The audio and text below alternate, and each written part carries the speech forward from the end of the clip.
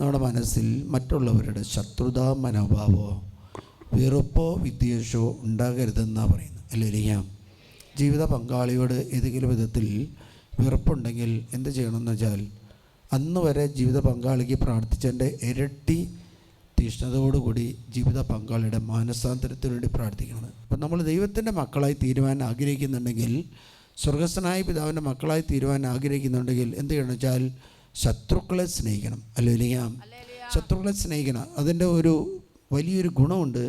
നമുക്ക് ഏത് വിധത്തിൽ ആരെങ്കിലും എന്തെങ്കിലും ചെയ്തിട്ടുണ്ടെങ്കിൽ, മന്ത്രോ കൂടോത്രോ അഭിചാരോ അങ്ങനെ ചെയ്തിട്ടുണ്ടെങ്കിൽ, അത് നമ്മൾ പറയാറുണ്ട്, സംഖ്യ 21 നിങ്ങളെല്ലാവരും ഉപയോഗിക്കുന്ന ഒരു വചനമാണ്. അല്ലെങ്കിൽ അത് അടിക്കാതിരിക്കുന്ന എന്തുകൊണ്ടാണെന്ന് വെച്ചാൽ ചെയ്ത വ്യക്തികളെ അനുഗ്രഹിച്ച് നമ്മൾ പ്രാർത്ഥിക്കുകയാണ്. അല്ലെങ്കിൽ അനുഗ്രഹിച്ച് പ്രാർത്ഥിക്കാൻ നമുക്ക് സാധിക്കാത്തൊരു മേഖലയാണ്. പക്ഷേ അവർ ചെയ്തിട്ടുണ്ട്. പക്ഷേ യേശുവിൻ്റെ നാമത്തിലാണ് അവർക്ക് വേണ്ടി നമ്മൾ പ്രാർത്ഥിക്കുന്നത്. അപ്പോൾ ഈ മന്ത്രവാദത്തിന് കൂടോത്തരത്തിനൊക്കെ എഫക്റ്റ് ഉണ്ട്, ഇല്ലയെന്ന് പറയുന്നില്ല. പക്ഷേ നമ്മൾ അവനെ അനുഗ്രഹിച്ച് പ്രാർത്ഥിക്കുമ്പോൾ എന്തുണ്ടെന്ന് വെച്ചാൽ അനുഗ്രഹം അവകാശമാക്കാനായിട്ട് വിളിക്കപ്പെട്ടവരാണ് നമ്മൾ.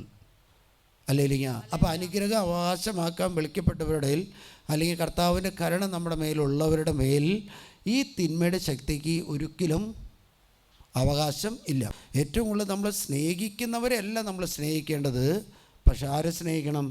നമ്മളെ വെറുക്കുന്നവരെ, നമ്മളെ ദേഷിക്കുന്നവരെ, നമ്മളെ പീഡിപ്പിക്കുന്നവർക്ക് വേണ്ടി നമ്മൾ പ്രാർത്ഥിക്കണം.